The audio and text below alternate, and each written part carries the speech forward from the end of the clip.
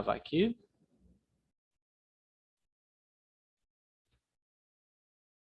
Vamos ao nosso acolhimento.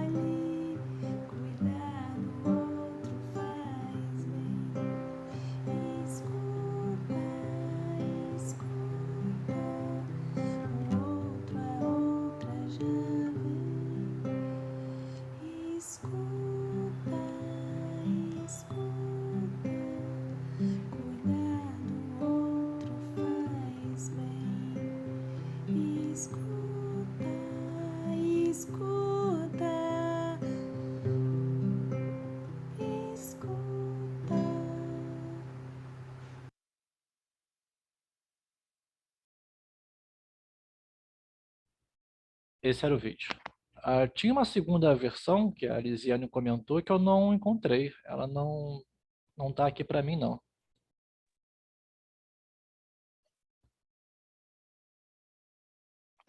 A gente tem uma outra versão cantada pelo próprio Rai, mas ela está, como uma gravação num encontro, a gente tem dificuldade de poder transmitir, ela está com baixa qualidade, né, de filmagem.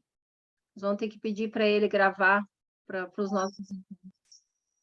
Então, também, além de agradecer a participação de cada uma de vocês que estão participando do curso, também agradecer os facilitadores, facilitadoras, as professoras que estão junto conosco na organização, né? A professora Renata, a Lisiane, a Michele, eu não sei se a Dandara, acho que a Dandara não está aqui hoje, mas também as pessoas que representam a Fiocruz, e já, sem muitas delongas, já vou chamar a professora Maria Rocineide Ferreira da Silva, que a gente chama carinhosamente de Neidinha, né? Então, a professora é enfermeira, graduada pela Universidade Estadual do Ceará, é especialista em saúde da família, mestre em saúde pública, também pela Universidade Estadual do Ceará, doutora em saúde coletiva pela Universidade Federal do Ceará, professora adjunta do curso de enfermagem da UES e da pós-graduação nos programas de saúde coletiva, cuidados clínicos em enfermagem e saúde, mestrado profissional em saúde da família. Também já atuou na coordenação de projetos do Grupo de Apoio e Prevenção da AIDS, do Núcleo de Integração pela Vida, coordenou o primeiro projeto de residência multiprofissional em saúde da família de Fortaleza, também da Estratégia de Saúde da Família de Capuí, no município, e também no município de Fortaleza. Então, ela tem uma larga experiência também, além de docente e pesquisadora, como profissional na área da saúde, né?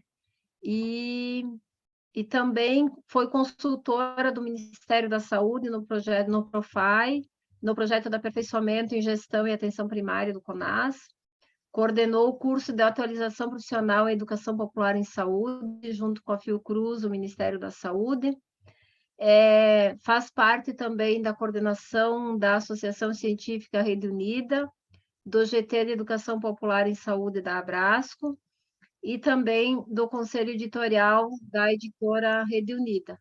Então, a gente tem assim, a alegria de poder contar com a Neidinha, que além de ser essa profissional, educadora, pesquisadora, é uma pessoa assim, extraordinária, enquanto pessoa, enquanto mulher, enquanto defensora do Sistema Único de Saúde.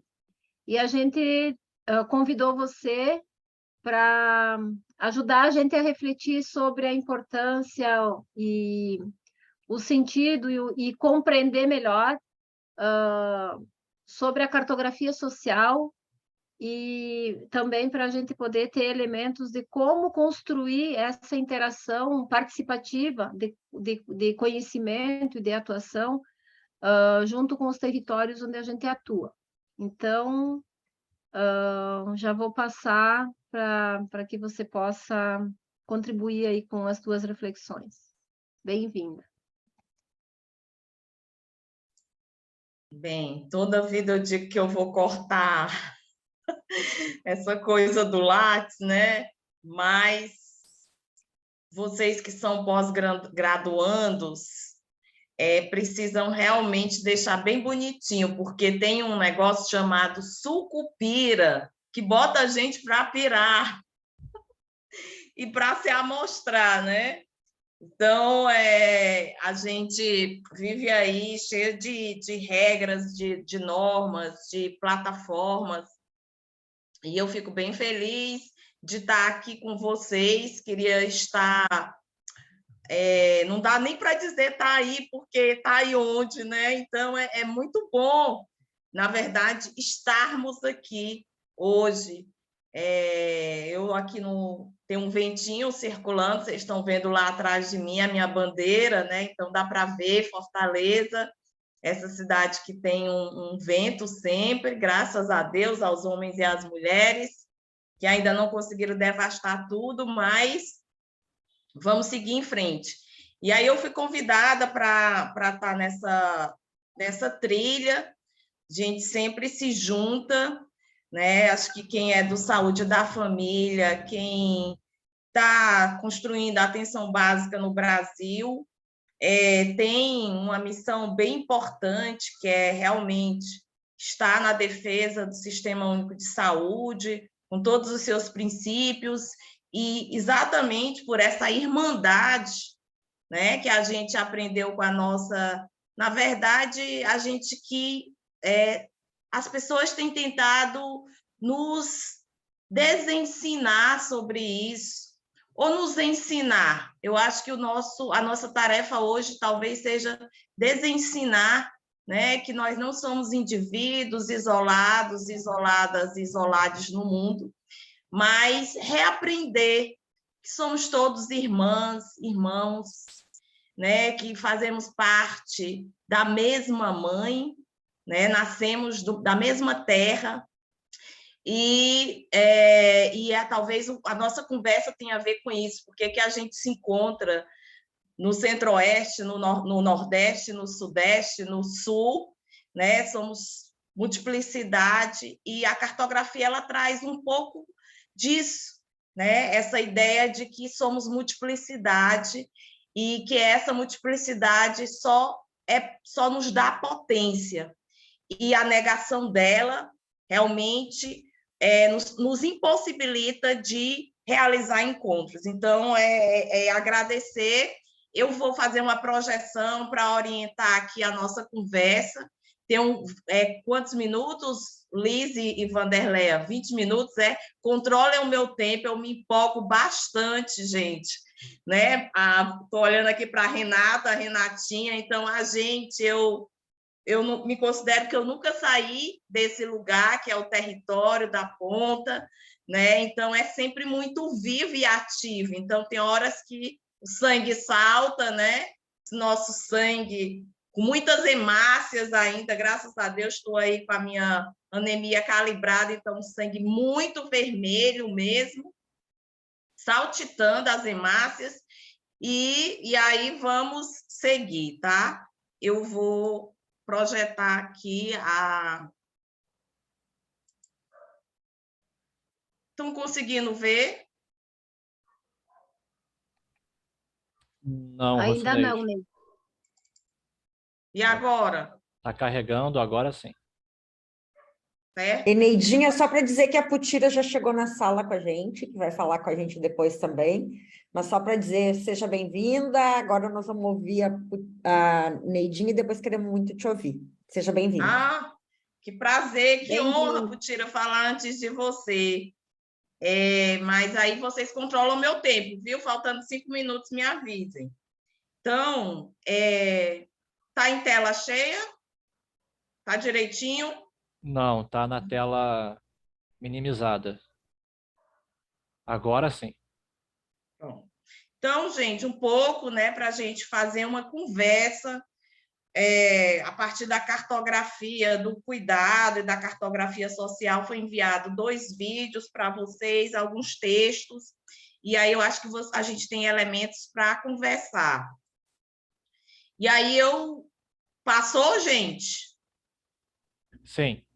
Então, eu queria começar com essa pergunta, né, para nós todas e todos e todes, como nós estamos sendo formados, formadas, formades, né, que responsabilidades e competências temos assumido no nosso território, no nosso cotidiano, que trilhas e linhas têm composto ou decomposto os seus corpos de residentes, de trabalhadores e trabalhadoras, os nossos corpos de pessoas que transitam por esses vários territórios. Então, essa imagem é uma imagem do começo da pandemia, né? Aqui tem uma professora, tem acadêmicas de enfermagem e tem uma residente nessa sala. Estávamos aí preparadas, né, para um dia de trabalho, bem no começo da pandemia, né, aí esperando talvez as usuárias adentrarem nessa sala. E aí, aqui do lado dessa foto, tem uma porta, não sei se está meio borrada, né? E acho que essa pergunta é sempre para a gente pensar se a gente vai estar preparado para abrir essa porta e a usuária, o usuário entrar, né? Ou se a gente está preparado para abrir essa porta e nós adentrarmos a esse território. E aí a gente precisa, quando a gente fala de cartografia, nos ajuda muito a pensar sobre isso, né? Que saberes, que fazeres, que competências a gente fala tanto, que responsabilidade como sujeitas, sujeitos sociais temos assumido, né? Será que eu conheço esse território?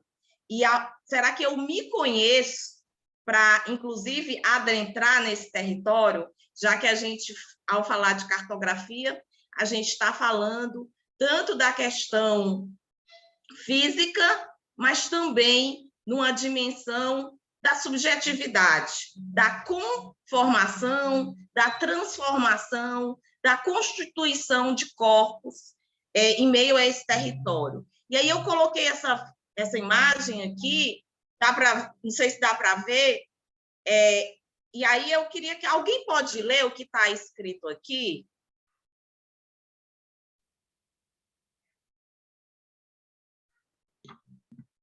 Eles combinaram de nos matar, mas nós combinamos de não morrer. E aí é uma pergunta que já começa, né? Aqui tem uma cartografia a ser revelada, a ser apresentada, a ser mostrada. E eu não perguntaria por eles, quem são eles agora, nesse momento, a vocês.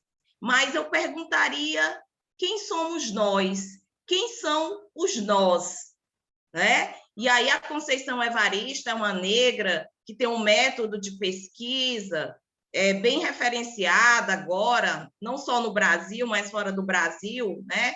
Depois de muito tempo, ela surgiu E ela talvez seja um desses nós. Por isso que ela ousou falar e escrever isso, né? Quem são esses nós? Será que eles morreram mesmo? E aí eu pergunto, né? Como aprender, como ensinar, como cuidar em múltiplos territórios. E eu não estou falando aqui só de Brasília, só do Rio Grande do Sul, só do Nordeste, né? Eu estou falando, inclusive, desse meu corpo, que inclusive esteve aí com a Vanderleia alguns dias, né? Aprendendo e ensinando, partilhando coisas. No meu corpo, eu trouxe um pouco do Sul, né? E deixei um pouco do Nordeste do Brasil aí também. Então, é um pouco para a gente pensar quem são esses nós, né? Que combinou de não morrer. E aí, eu coloco aqui essas imagens um pouco só para a gente refletir, porque a gente está na véspera do Dia das Crianças, né, gente? Quem aqui é pai, pode levantar aí a mão, ou mãe, né? Então, a gente se preocupa, né? Por mais que a gente diga, não, eu não vou me render ao capital, eu não vou, mas o dia 12 de outubro já tem alguém, um sobrinho, um netinho, um filho, lembrando, né? E aí a mãe, toda cheia de boa vontade, vai dizer, o que você quer de presente de Dia das Crianças? E o pequeno fala isso, um futuro.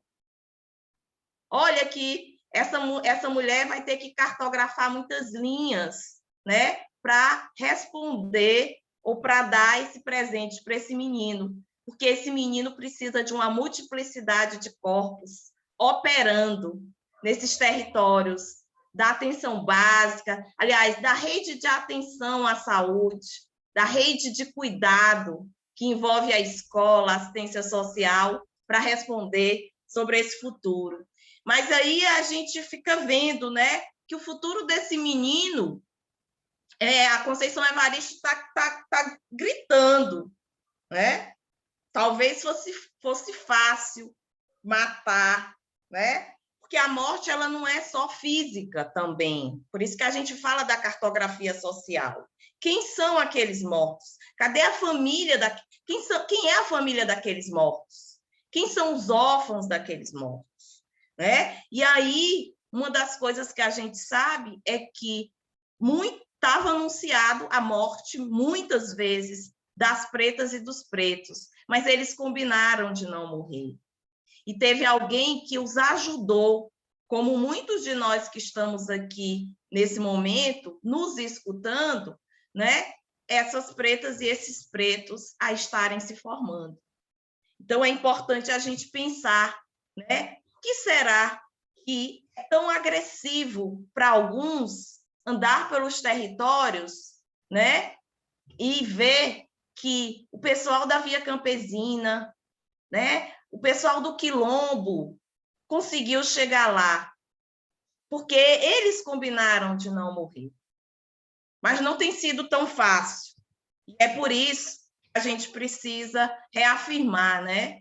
E ontem, né, eu vou contar a história do Brasil. Hoje, a gente quer, né? Daqui a pouco a Putira está aí para reafirmar que essa história precisa ser contada por um coletivo de vozes, que inclusive nos habita, né, Putira? Não é só a Putira que está falando, não é só a Rocineide que está falando. A gente fala por muitas vozes. E aí, quando a gente fala de cartografia, opa, o mapa, né? O mapa que pode ser representado de várias formas. Eu trabalhei com a cartografia no meu doutorado, trabalhei com referencial do Deleuze do Guattari. Hoje, nosso encontro não é para falar disso, mas um pouco do que surgiu dessa cartografia. Isso aqui foi um mapa que a gente desenhou com trabalhadores, trabalhadoras, usuárias, usuários, gente do controle social, trabalhadores dos vários níveis da unidade de saúde, técnico, médio, né? Aqui a gente tinha um conjunto de profissionais de várias categorias profissionais que se debruçaram sobre os seus territórios.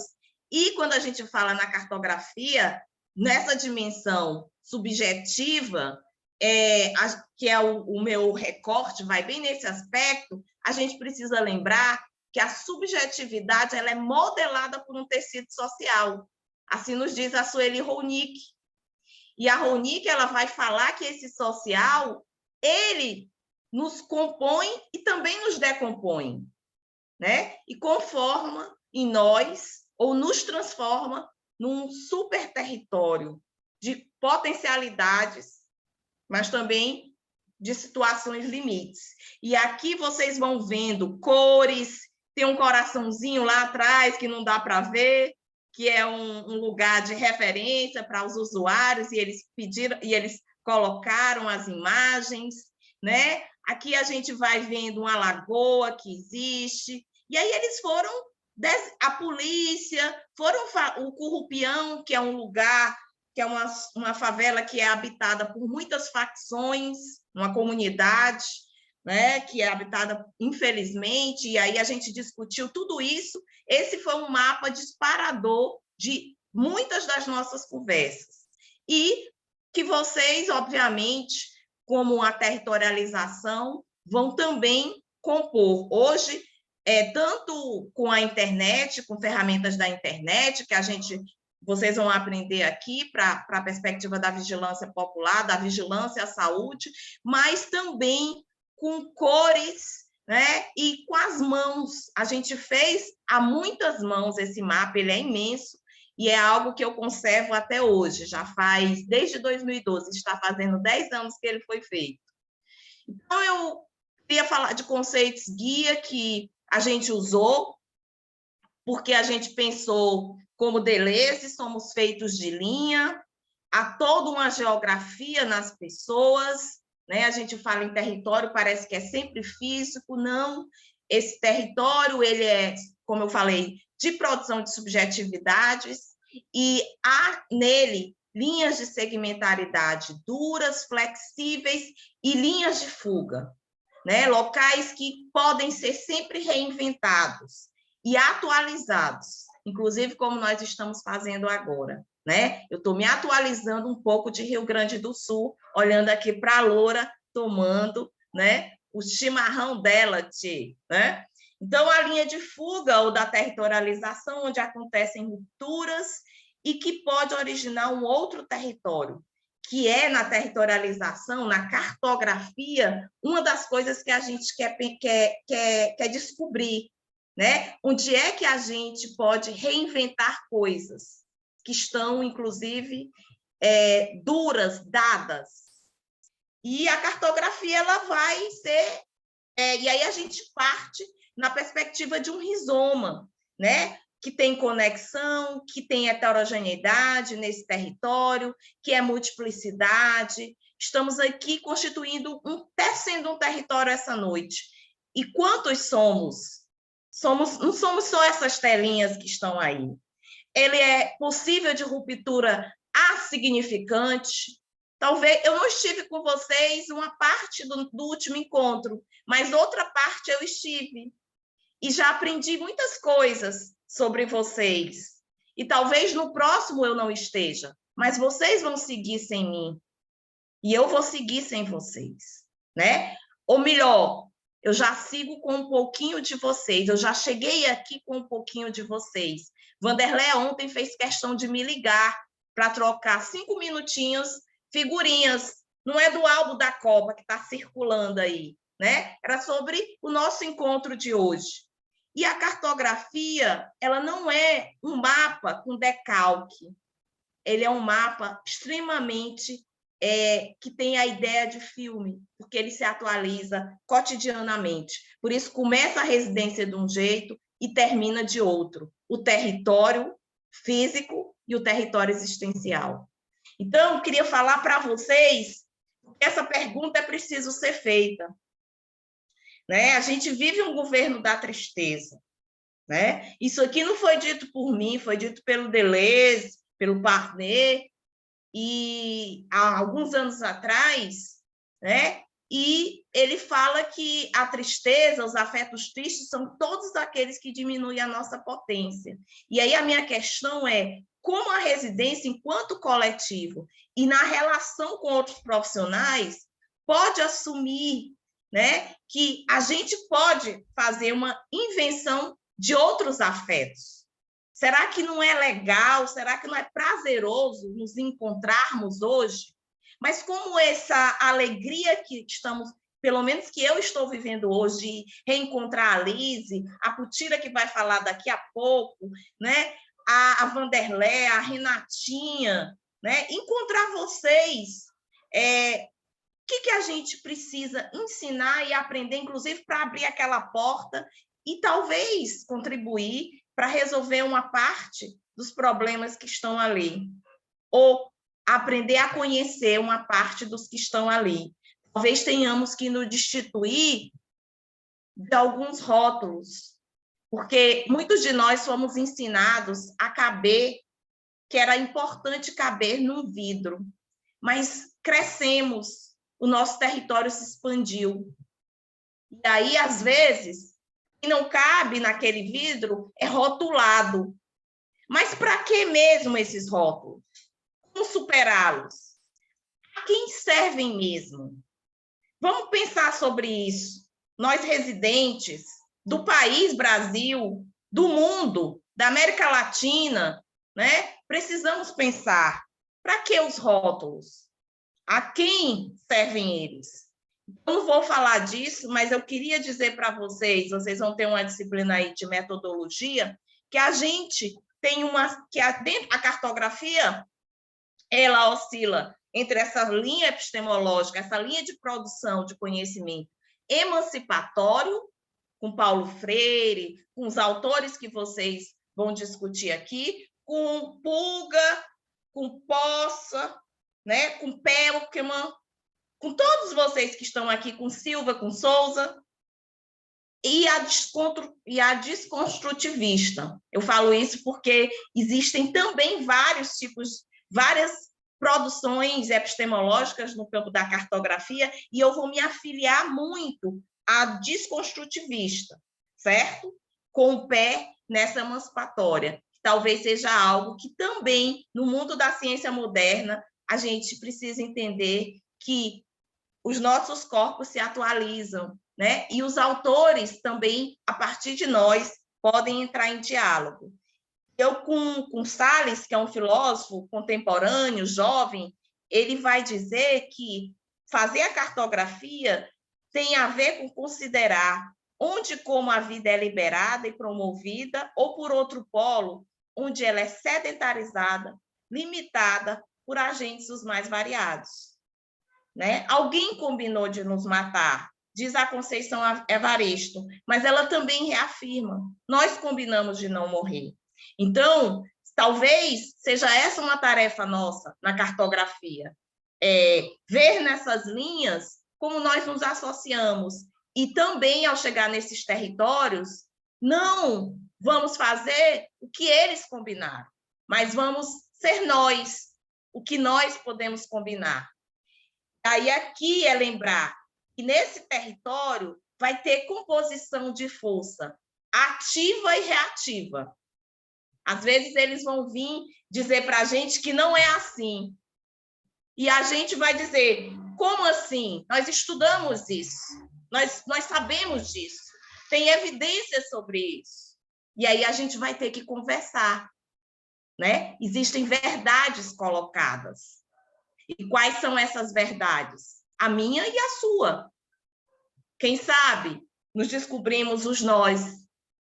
E aí vamos vivendo e reescrevendo esse território. Por isso que os afetos, eles são muito importantes, né? Porque eles são devires. Ora, eles nos enfraquecem, a tristeza, o medo, o ódio. Ora, eles nos dão potência, alegria, a esperança do verbo esperançar, que Paulo Freire nos diz, né? A possibilidade de se encontrar, né? Então, a alegria é um afeto que dá potência ao corpo. E aí, pensar que existem as potências do pensamento. A filosofia, ela cria conceitos, a ciência, funções, e a arte, perceptos e afetos. Então, quando o Daniel ficou todo preocupado, mas qual é a música, qual é a cenopoesia? Encontrou só um, encontrou a outra, né? É para dizer que tudo aqui se atravessa.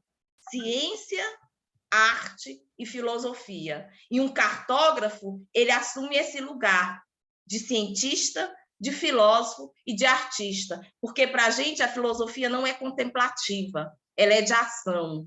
O conceito é um acontecimento do pensamento, é aquilo, inclusive, que pode ser gestado por cada um de nós que estamos aqui, atualizando conceitos, inclusive do Deleuze, inclusive de Puga, inclusive de Bastos. E aí eu pergunto, olha essa atualização do conceito, aliás, do artigo 196 da Constituição Federal. O Ray Lima, Dantas, Silva, Firmiano perguntam: saúde é coisa de todos? Doença é coisa de gueto? Toda doença é complexa do nascedor ao fizinho, porque nasce em ser complexo. Não há reta nem convexo, não despreze um só caminho. Né? Aqui, uma cena de profissionais de saúde da família, 2 cenas na comunidade, aqui tem médico, tem enfermeiro, não tinha NASF naquela época, ainda bem que agora tem, né? E a gente vai continuar lutando para que isso cada vez mais se expresse, e a gente precisa estar onde o povo está, né? Já dizia o velho grande Milton. E o território é isso, é algo construído a múltiplas mãos, com múltiplas cores. E aí eu trouxe esse jornal um pouco para falar, né, que a gente não pode deixar de olhar para os números que estão sendo apresentados. Vocês vão ter, nós somos cobrados cotidianamente, os indicadores, né? Um deles, um dos mais sensíveis, a mortalidade infantil. E eu trouxe esse aqui porque foi manchete, né, durante muito tempo. Isso aqui foi em 2018, para falar da redução da mortalidade infantil que tinha começado e que, por exemplo, o golpe da presidenta Dilma nos possibilitou, infelizmente, né, a interrupção da queda da mortalidade infantil. Isso, gente, golpe a gente já sabe que foi. Tem várias evidências científicas, né? Mas o que eu quero chamar a atenção é que esse é um indicador que nós vamos percorrer e que ele é um indicador social muito forte, porque quando crianças estão morrendo, muitos outros determinantes e condicionantes estão sendo revelados. E aí eu vou com Belchior, que lembra, né? Não preciso que me digam de que lado nasce o sol, porque bate lá meu coração. E aí é que está a pergunta. O meu coração está do lado dos que nos combinaram de nos matar ou do que com nós, combinaram de não morrer? Eu preciso assumir aqui que o meu coração está desse lado, daqueles que combinaram não morrer, né? E aí, qual o preço da sua vida? Será que a sua vida tem um preço? Esse texto foi escrito por uma conselheira nacional de saúde, que eu tenho o orgulho de dizer que é uma grande amiga minha, Sueli Goy Barrios, né? E ela escreveu esse texto exatamente num momento muito trágico da nossa história, né? 29 de julho de 2016, e que a gente vai discutir com esse texto as políticas que potencializam e despotencializam a pulsação dos territórios da atenção básica. Porque aqui, gente, será que nesse grupo tem dentista? Será que nesse grupo tem psicóloga, psicólogo? Tem nutricionista? Tem enfermeira? Tem médico? Tem médica?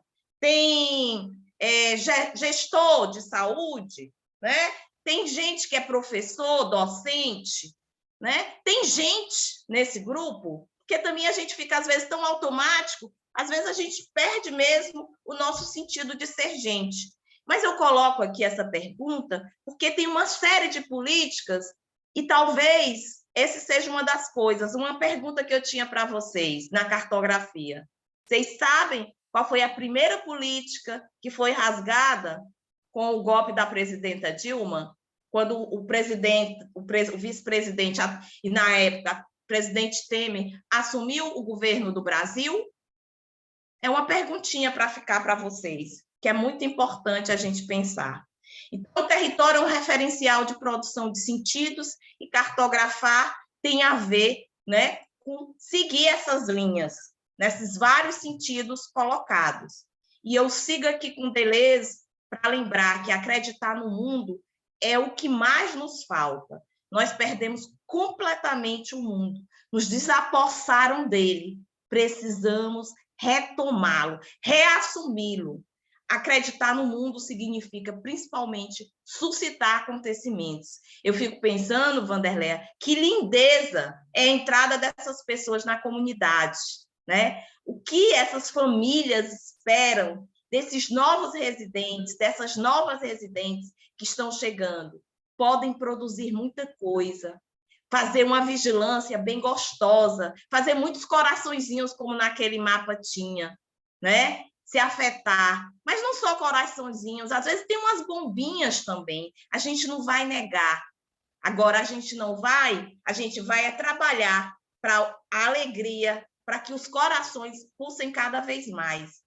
E mesmo pequenos, esses acontecimentos vão escapar ao controle ou engendrar novos espaços-tempos, mesmo de superfície ou volumes reduzidos. Só vocês sabem, né? Só a gente sabe o que é atender aquela criança, como é fazer o censo, como é estar no CAPS, aquela assistência social, e depois de alguns dias ver aquele sorriso daquela mulher que estava tão preocupada com a filha e conseguiu resolver um problema dela. Parece que foi pequeno.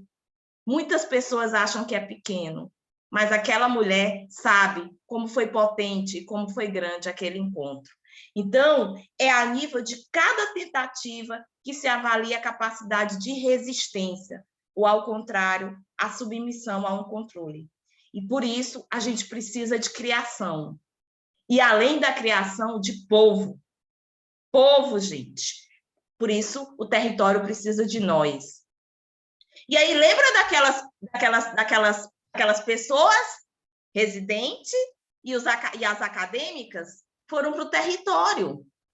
E olha, aqui a gente teve uma lição de solidariedade. Sem poder tirar a máscara, todo mundo de N95, era o começo da pandemia, mas ao passando nas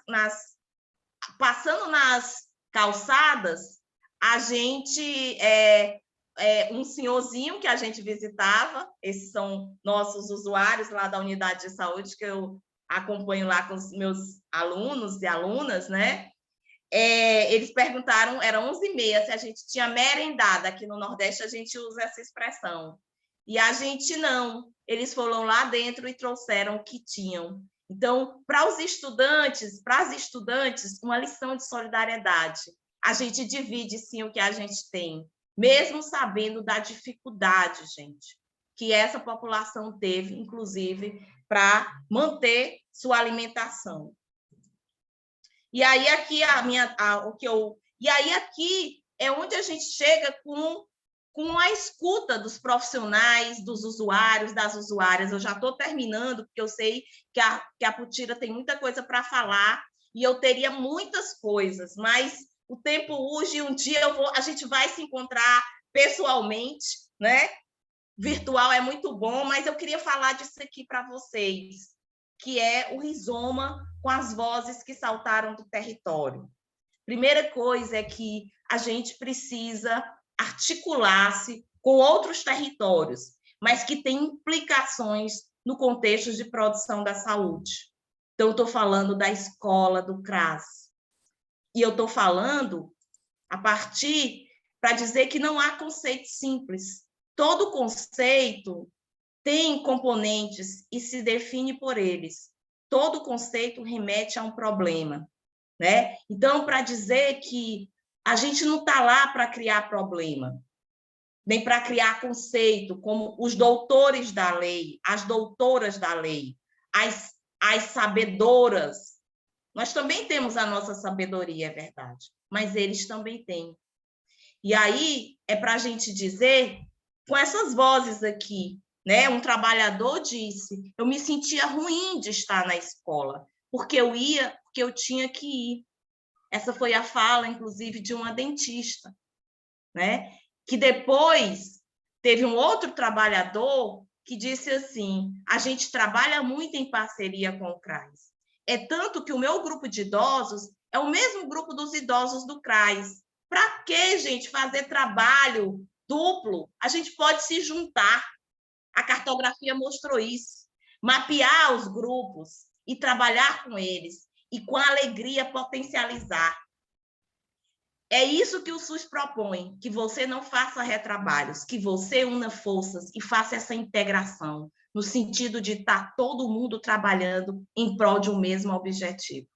Qual? O bem viver, o bem-estar, o estar feliz, o estar alegre, e não negar a tristeza, às vezes, do fim do dia. Mas eu quero lembrar que essa fala, que as pretinhas são de pouca potência, linhas cristalizadas. As vermelhinhas são as linhas de fuga que o coletivo conseguiu enxergar.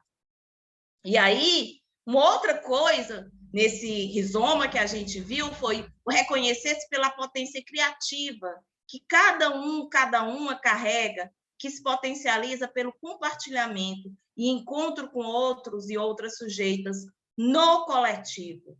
Gente, como é bom, como diz o Rai, quando a gente se encontra, é muito mais que um encontro, né, Loura? E chegava, e aí, olha as vozes, o usuário dizendo, que é uma usuária, chegava aqui e não tem vaga.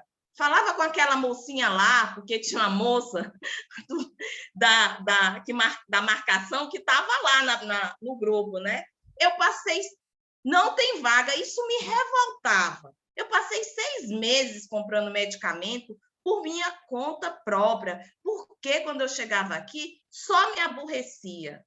Reparem, ela fazia isso porque ela ficou com raiva, ódio, lembra? Tira a potência do corpo, né? Aí a gente tem que dar potência. Como é que a gente reencontra esse corpo energizado com alegria? Mas eu ainda vou falar de uma outra fala sem potência, cristalizada. As pessoas não sabem o que é conselho local, conselho de saúde, não sabem das conferências, não sabem o que é a participação e o controle social, disse um trabalhador. Aí teve outro trabalhador que disse, a gente discordou, mas a gente se afinou. O que significa que a participação, ela é desse jeito. A gente se coloca, a gente se discorda e a gente se afina. Gente, vocês já viram aqui que teve baixaria nesses encontros, né? Teve choro, baixaria, viu? Teve quase tapa na cara, mas a gente se afinou. Essa é uma fala lá da frente de um conjunto de oficinas que nós fizemos. Um criador é alguém que cria suas próprias impossibilidades e, ao mesmo tempo, cria um possível. Vocês vão chegar, parece terra arrasada. Gente, eu vou confessar para vocês, eu estava me sentindo assim segunda-feira. Terra arrasada. Mas a gente se encontra com os outros, com as outras, com os outros. E aí cria um possível.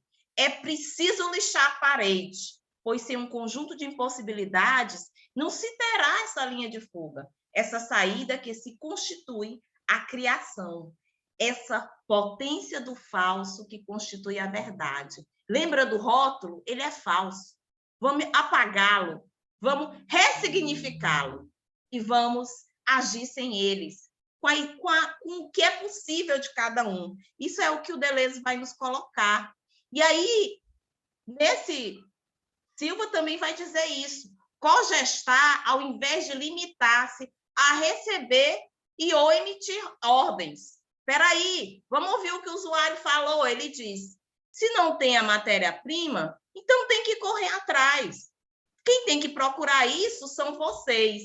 Nós, usuários, estamos necessitando, mas são vocês que têm que ir atrás. Então, eles que estão utilizando o material é que tem que correr atrás. E o que foi bonito, gente, é que esse mesmo usuário, depois de alguns encontros, repensou essa fala. E ele disse assim, a gente vai um só, aí é difícil. A união faz a força, gente. A gente tem direito. Então, e aí teve um trabalhador que disse, e falta um planejamento nosso local. Verdade, né?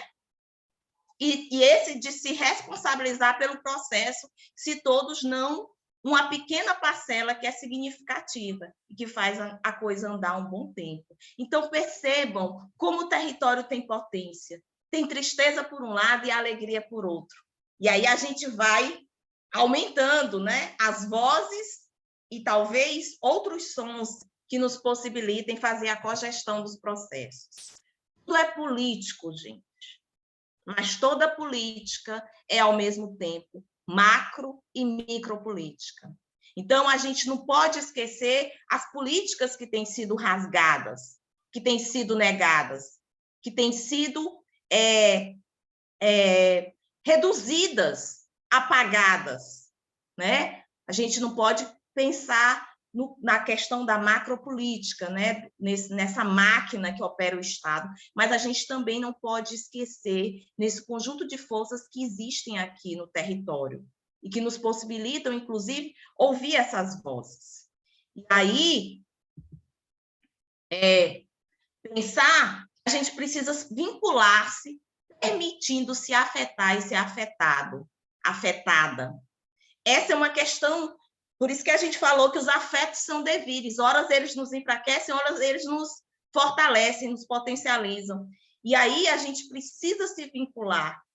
Sem vínculo, gente, o corpo não tem potência, ele não ganha potência, ele não consegue se recuperar. A gente achou que o uso de máscara ia nos distanciar das pessoas. Mas, por exemplo, aquele dia ali, aquela professora e aqueles residentes e estudantes estavam preparados para fazer preventivo. Daquele jeito se fazia os preventivos. Gente, eu tenho que terminar. Peraí, é porque é muita... Então, vê aqui, né? Mas ainda falta um elo entre o povo que vai e as pessoas que estão dentro da instituição. Isso é uma fala cristalizada, mas que também tem uma verdade expressa. E aí eu vou pegar essa usuária que disse assim, então, quando a gente passa a conviver, aí a gente passa a conhecer melhor, e a gente passa a ver que a gente tem que conhecer as pessoas e aceitá-las como elas são, e não como a gente quer que elas sejam. Inclusive, essa fala foi muito para nós profissionais de saúde, muito para nós trabalhadoras e trabalhadoras, porque a gente tem um ideal, né, de usuário, de usuária, de colega, só que na vida real não é assim, né? Nossa, Vanderleia, eu pensei que essa mulher era uma gigante. Vocês não viram o meu tamanho, eu sou bem pequenininha, viu? Então, a gente precisa aceitar as pessoas como elas são. E, de repente, também, ao tentar nos transformar, quem sabe a gente as transforma também, mas se nós nos permitirmos isso. Então, é muita coisa, a gente tem que ler Ricardo Teixeira para lembrar, para falar disso. Os Ricardos, o Cecinho e o Teixeira, nos ajudam muito a refletir sobre essas coisas. Os afetos, eu já falei disso, apropriar-se de metodologias ativas para a realização de planejamentos, reuniões no Saúde da Família. Então, nada, todo mundo calado, sentado, não, a vida é ativa. A gente tem que abrir aquela porta e ir para aquele território. Eu acho que, realmente, reunião não é solução, não. O povo já quer, né, tudo dado. Aí tem gente, eu vou pegar a fala dos usuários, porque é tão legal ouvi-los, que se cada um havia realmente colocar o que pensa, o seu pensamento, e buscar realmente os seus direitos, a gente consegue chegar em alguma coisa. Então, as metodologias ativas e participativas no planejamento nos ajudaram a pensar sobre a importância nas reuniões no Saúde da Família. E aí, estar aberto a descobertas e a incorporações de resultados no cotidiano. Gente, vocês vão descobrir tanta coisa. Até quem é do mesmo lugar, não sei se tem residente que é trabalhador e que vai estar residente no mesmo lugar. Quando muda de lugar, ele vai ver muita coisa, como se viu aqui. Eu acho que o SUS é errado, minha opinião, disse uma trabalhadora. Eu trabalho ali dentro, dou o gás lá, porque é como se fosse a minha família. Aí teve gente que disse, gente conversa um com o outro, mas precisa desse momento de se encontrar. Falta suporte, aparato psicológico, mais encontros, mais capacitações, ressignificação de tudo que a gente aprendeu, entendeu? Então, a gente viu como o cotidiano, ele possibilita outras invenções. E apropriar-se da educação popular, enquanto proposta para problematizar o agir e intervir no cotidiano. Então, essas falas nos mostraram isso. Tem horas que a gente realmente não sabe para onde correr, o que a gente vai fazer. Qual é o meu papel? A gente sabe qual é o nosso papel. Será que sabe mesmo, hein? Na equipe de saúde da família. Agora, se é o que é para que a gente imagina fazer, como é uma fala cristalizada, a gente precisa pensar hoje com a discussão da interprofissionalidade, né? Quem é a coordenação do cuidado, né? A gente precisa pensar sobre isso, por isso a gente precisa da educação popular, né? Ela nos falou isso, que não é problematizar para encontrar os problemas, mas é problematização, agir frente a eles. E aí, teve uma trabalhadora que colocou, a gente tem um norte para reorganizar o serviço. Então, assim, eu acho que foi bom isso, para a gente repensar como é que a gente deseja. O desejo é fundamental, gente. Qual é o nosso desejo? O desejo foi coletivo, os dois grupos. Por isso, as transformações. Aprender a ouvir as várias línguas, vozes que estão presentes nos territórios em que atua. E aí a gente precisa pensar daquela população quilombola que fala de um jeito, a indígena que fala de outro, aquela população da periferia que veio de um determinado interior que fala de um jeito. Ouvir vozes, gente, as vozes que estão nos territórios. Afinal, foram eles que combinaram de nos matar, mas nós combinamos de não morrer. Essas vozes a gente precisa escutar todos os dias. E aí, entender que é da periferia dos processos, dos territórios, que se consegue superar os problemas produzidos pelo cotidiano. Gente, a resposta muitas vezes não está no centro. A gente está vendo agora, né? Tem que eliminar o centrão, né? Estão dizendo aí, tem um monte de meme super legal. Mas, me desculpem, gente, mas é porque eu fico aqui com várias imagens dessa semana na cabeça. E aí, uma fala cristalizada, falta estrutura física, falta uma série de coisas. Mas a primeira coisa é a humanização. Ele tocou bem na minha ferida. Um trabalhador disse. Aí teve um usuário que disse, com respeito a esse material que falta, é prevenir. Não tem um jeito de se prevenir antes de estar faltando?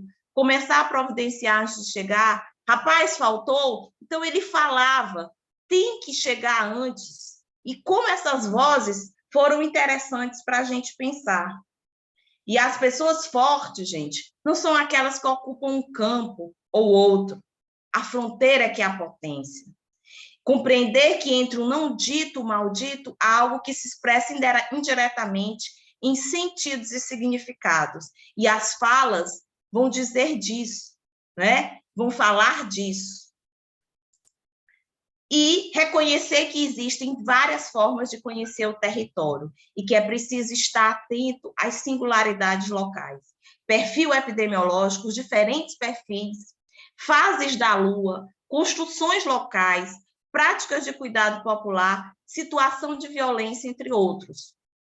Atuar com a concepção de saúde como algo que modifica-se pela vivência cotidiana, né? E aí tem uma fala de um trabalhador que diz isso. Eu acho que a questão do trabalho é fundamental para dar dignidade às pessoas, ter uma perspectiva de melhor. Por isso que, lembra do início, o CRAS, os outros setores, gente, a intersetorialidade, a saúde não cabe nela.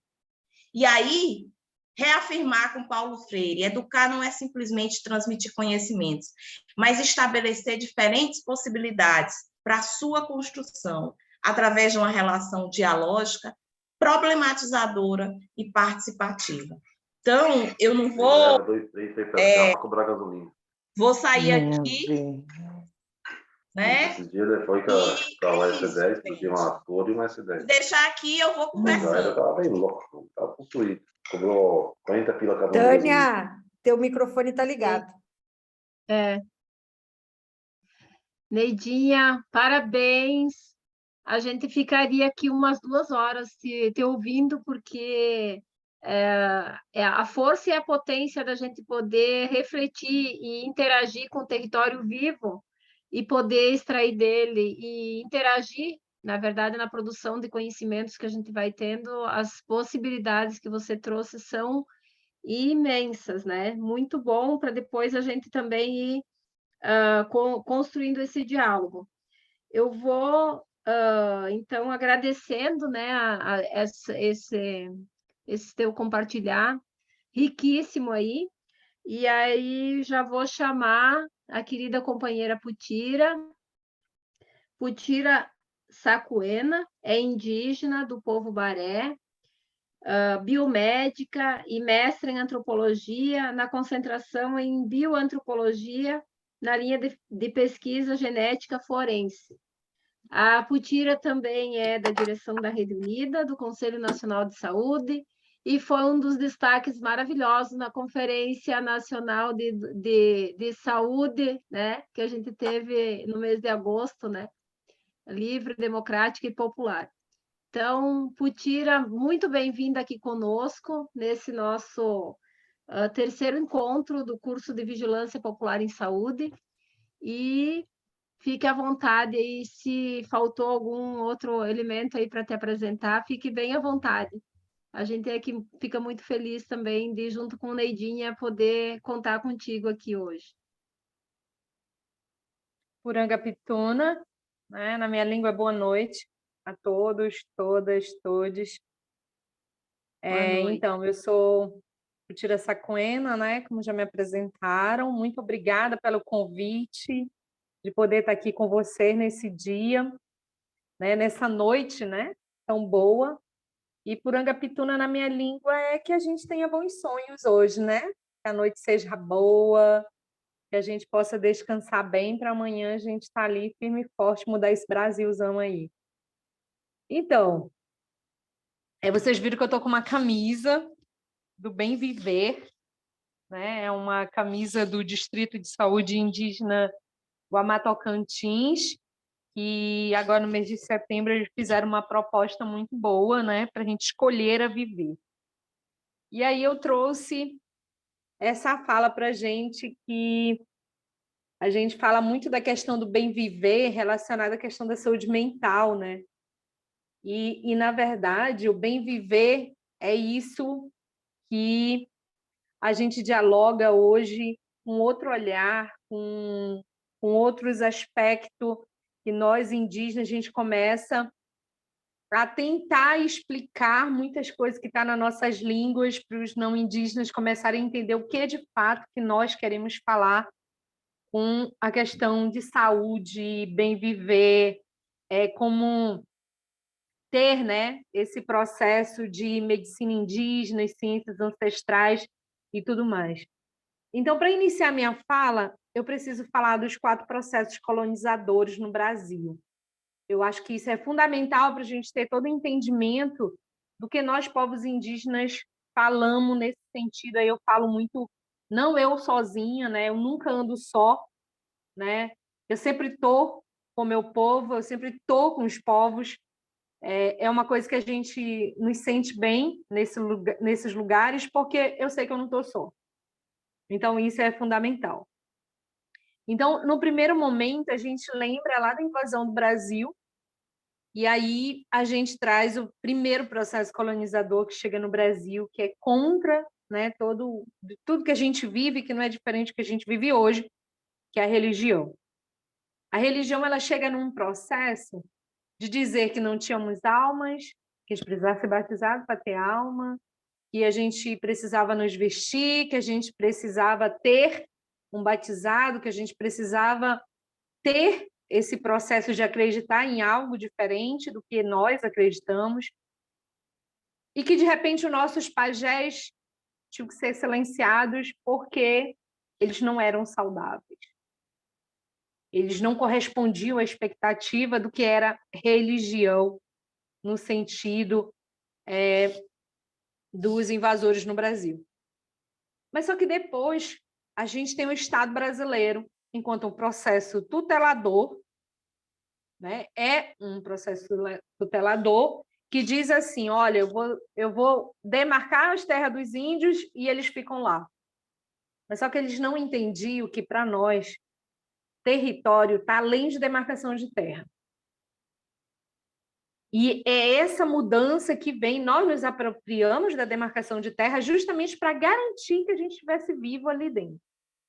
Então, o Estado brasileiro, ele é genocida, etnocida, ecocida, né? E ele silencia e visibiliza os povos indígenas enquanto não originário, enquanto não tivesse nenhum tipo de ancestralidade relacionado à questão de suas descendências. Mas aí a gente vem num ponto que a maioria, né, são profissionais já aqui hoje, acadêmicos e tudo mais. Aí eu venho com um assunto assim muito que é para trazer reflexão. A ciência.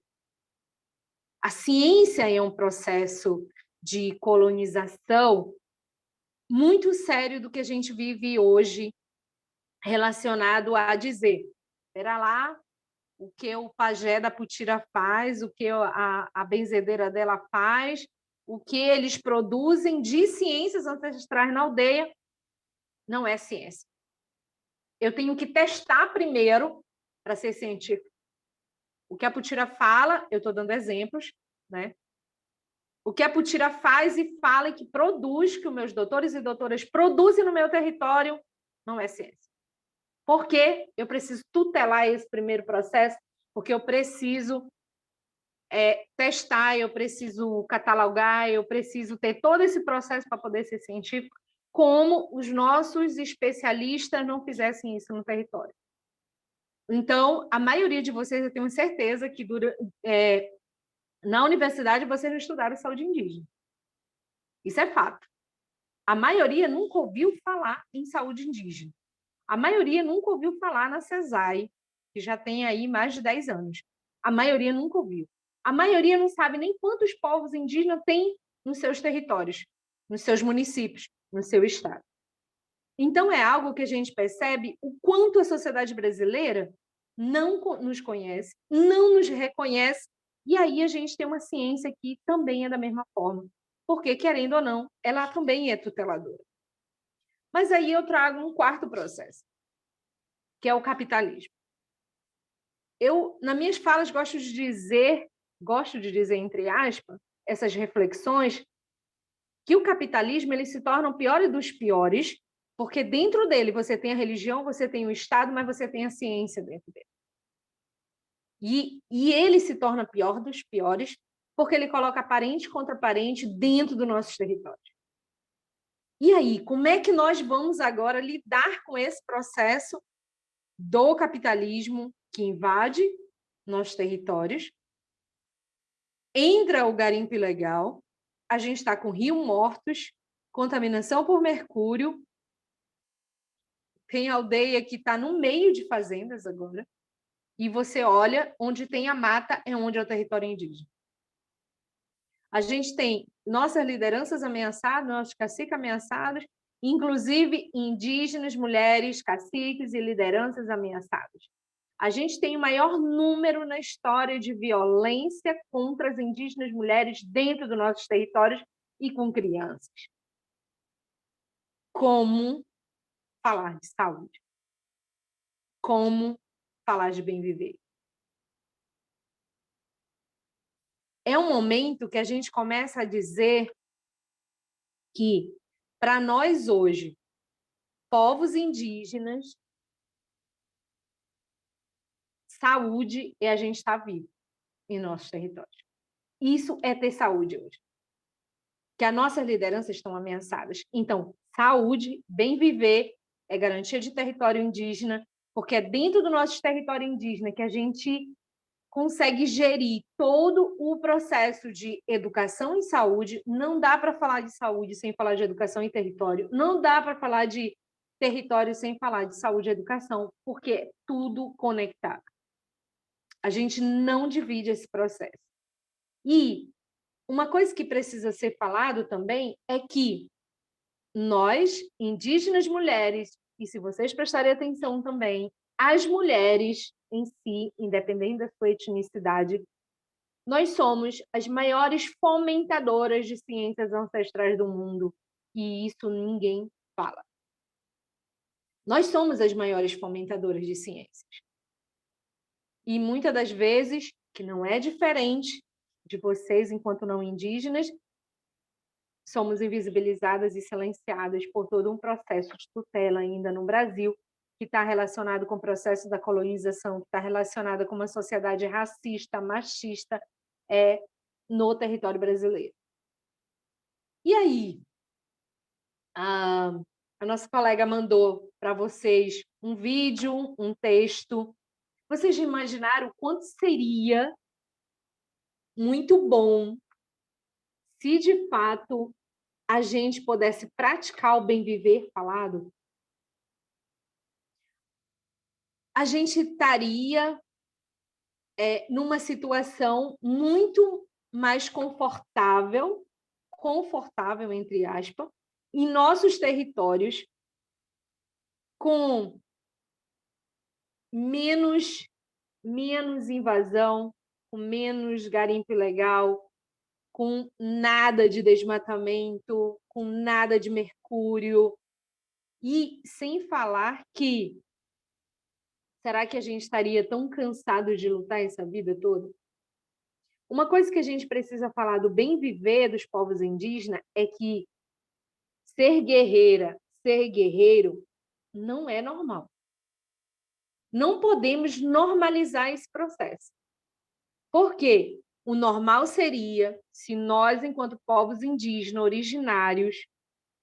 originárias, a gente não guerreasse o tanto que a gente guerreia. Vocês imaginem que nós, indígenas, a gente já nasce no movimento indígena. A gente já sabe que é luta. A gente já sabe que tem que ir para Brasília lutar. A gente já sabe que vão invadir o território e que a gente tem que estar de olho no nosso território. Vocês imaginem isso. Talvez a maioria das pessoas não tenha noção como funciona um território indígena. Eu falo sempre que os nossos mais velhos, um dia olharam a gente lá tomando banho no Rio Negro, de boa, nas praias mais lindas, com o maior e o mais lindo pôr do sol do mundo, né? Que é o meu território. Viram lá a gente tomando banho e falaram: ei, bora colocar essa turma aqui para estudar e pensar de uma forma diferente? E é por isso que a gente começou a falar melhor língua portuguesa, estar inserido nesses locais para estar dialogando, para que o não indígena comece a entender de fato o que é esse bem viver, porque não dá para discutir bem viver sem garantia de território, não dá para fazer isso. E aí a gente tem várias situações relacionadas à questão desse bem viver. Um indígena do estado do Pará, Pinatembé, estava numa das conferências de saúde indígena, eu acho que foi na 5ª conferência, né? 6ª acontece agora em novembro, foi na 5ª conferência. As pessoas estavam falando sobre os programas da CESAI, né? do DICEI, da saúde indígena em si, e falaram sobre saúde mental. E aí o Pinatembé falou assim: gente, mas o que vocês estão falando? O que é essa saúde mental? Aí o pessoal foi lá e explicou o que era saúde mental e disse: não, isso não pode ser saúde mental. Isso a gente não entende como saúde mental. Para nós, isso é o nosso bem viver. É como eu estou no meu território. Porque vocês imaginem que nós somos um grande círculo, um círculo que tudo está interligado. A gente não divide. O não indígena, às vezes eu fico pensando como vocês conseguem dividir as coisas e eu não consigo dividir as coisas. Bora falar só sobre educação. Vocês vão lá, vão falar só sobre educação. Bora falar só sobre saúde. Vai lá, vai falar sobre saúde. E aí vão dividindo meio ambiente, como o meio ambiente estivesse totalmente distante do que é ser humano. Né? Muitas das vezes a gente fica pensando como é que eles conseguem isso.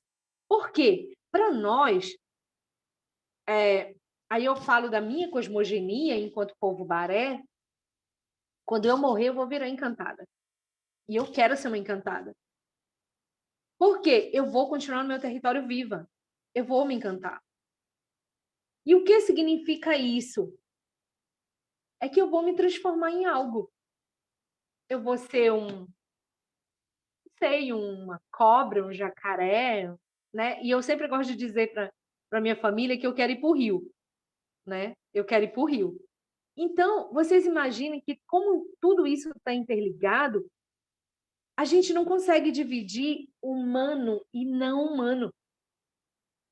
Por quê? Porque a gente fala de humanidade. Ailton Krenak fala sobre a questão que a sociedade está falida, que a sociedade não... então, eu penso de outro formato. Eu gosto de acreditar ainda que a gente possa discutir natureza e humanidade, e não mais a sociedade. Mas por que eu falo muito na questão da humanidade? Porque a humanidade está todo o contexto relacionado, a gente não separa o que é bioma, né, o que são pessoas e tudo mais, a gente está dentro. Por quê? Porque quando a gente fala nesse contexto de saúde, de educação e de territorialidade, eu não posso deixar de não falar de humanidade, porque é isso que é humanidade. É o quê? Vamos lá para a pandemia. Vocês imaginem que todo mundo, o mundo todo falava, inclusive no Brasil muito, que nós seríamos dizimados com a Covid-19.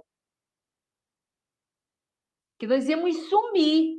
Vocês sabem o que é nós, fora de nossos territórios, sabendo que nosso pai, nossa mãe, nossos irmãos, toda a nossa família está dentro do território e que eles podem sumir se pegar a Covid-19.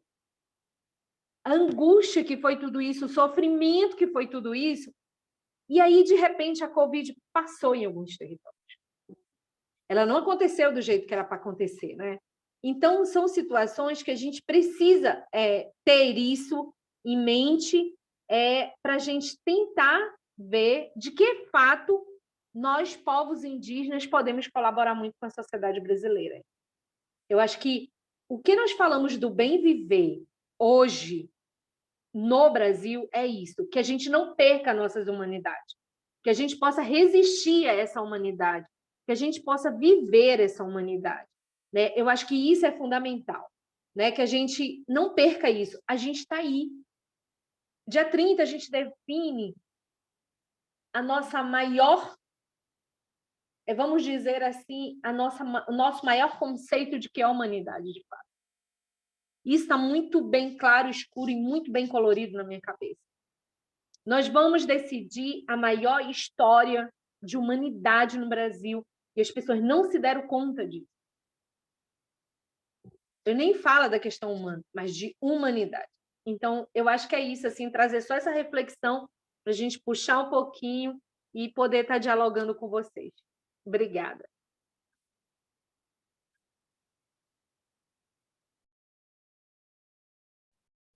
Obrigada, Putira.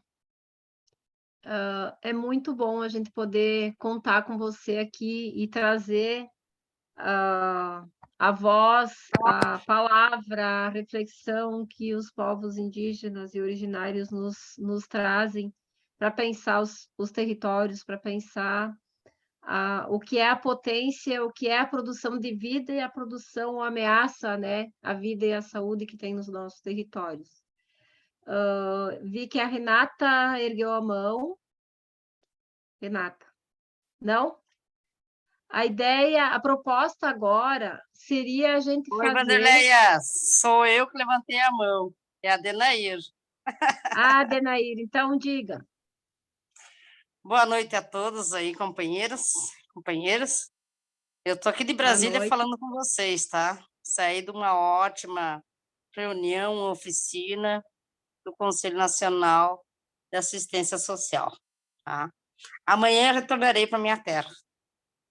Mas o Via Potira é muito bom. Eu peguei na metade, quando ela começou, eu já estava na sala. É uma satisfação de sempre ouvir ela, porque a nossa saúde está bem complicada. E quando se fala na saúde indígena, piorou ainda, né? Então, a gente vai ouvindo, vai aprendendo um com a outra, para saber para onde a gente vai lutar e como chegar para que seja resolvido o mais breve possível sobre a saúde. Eu e a Léo aí, a Vanderleia sabe, né? A Vanderleia também está a parte de todas as caminhadas nossa, das nossas lutas e o que a gente está enfrentando. A gente mesmo está vendo aí que para nós ter uma solução mais rápida possível sobre a nossa saúde e os outros direitos, os outros movimentos, é só o dia 30 entrando na nossa vitória, né? A nossa vitória aí, o dia 30, é o que estabelece para que nós tenhamos saúde mais digna, para que a população não venha sofrer o desmonte mais grande lá na ponta. Porque eu sempre digo, se a saúde tivesse bem estabelecida, com profissionais, as equipes completas nas unidades de saúde, não existiria tantas pessoas morrendo nas portas dos hospitais. Então, a luta, vamos nessa, vamos tentar agora dia 30, mas conseguir que nosso Brasil vire a jogada aí para nós ter uma saída na nossa saúde. E vamos continuar juntos, né? Um grande abraço, eu queria dar um alôzinho mesmo e dizer isso para vocês. Obrigada, Denair, aqui de Passo Fundo para Brasília, né? Então, a nossa ideia agora é a gente fazer grupos aleatórios, né? E a gente, a partir das falas da Neidinha e da Putira, a gente trabalhar a seguinte questão orientadora: como nós percebemos, né, o conceito de saúde a partir do bem viver e como vamos conseguir identificar esses elementos através da cartografia social. Então, a ideia é a gente agora reunir uns 20 minutinhos nos grupinhos, e aí a gente vai refletindo um pouco como que a gente vai construindo, identificando a partir das falas das nossas convidadas. Se tiverem dúvidas para que a gente quer aproveitar também a presença delas aqui, a gente faz a discussão nos grupos e volta para cá, trazendo perguntas, dúvidas e também as reflexões. Aí cada grupo vai ter alguém que vai anotar o debate do grupo, e nós vamos compartilhar. Nem todos os grupos vão conseguir trazer, compartilhar tudo, né, por conta do tempo, mas por isso que é importante que tenha um relator, né, no grupo para a gente poder debater e trazer mesmo questões, perguntas, dúvidas, como diz a Lisiane aí. Então, os grupos serão divididos, vocês vão direto para os grupos, depois a gente vai compartilhar com vocês a lista de presenças para garantir a frequência no curso, e depois de compartilhar as dúvidas e a fala da Neidinha e da Putira, a gente vai dar as orientações e os encaminhamentos de como das questões que vão ficar para o tempo território e as orientações gerais e dúvidas em relação ao curso, certo? Então, agora é em relação ao tema. Então, eu não sei se é a Lisiane ou o Daniel que estão dividindo os grupos, vocês vão ser automaticamente colocados para um grupo e depois puxados de volta para cá, certo? Eu acho que a Michelle levantou a mão.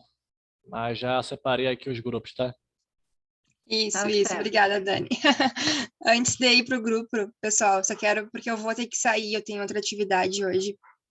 Eu queria agradecer a Neidinha e a Putira pelas excelentes falas, né? Eu acho que vai bem ao encontro do que a gente vem trabalhando em relação à vigilância popular em saúde, sobretudo quando a gente tenta sair dessa dicotomia, né? Que vigilância tem que estar longe do território e tem que ser uma produção de dados feita por trabalhadores distantes. Então, o bem viver entra nessa perspectiva de vigilância popular, junto com os afetos também, né, com os afetos, com as paixões, onde a gente enxerga o território, sente o território e pensa isso contextualizado desde adentro, né, como os povos tradicionais também dizem, né, desde a nossa vigilância do nosso corpo, que perpassa esse território, que perpassa essa espiritualidade, que perpassa esse cosmos que estamos inseridos. Então, as meninas trouxeram, né, duas reflexões bem importantes que a gente pode trabalhar, problematizar, qual a perspectiva de pensar essa vigilância popular. Então, agradeço, muito bom te ouvir, Putira, muito bom te ouvir, Neidinha, e perdão por não poder ficar, né, para compartilhar com vocês depois, mas foi excelente, realmente. Obrigada, Michele, sempre conosco aí. Vamos seguindo, então, já pode ir encaminhando para os grupos. Ok, eu vou encerrar aqui a gravação da primeira etapa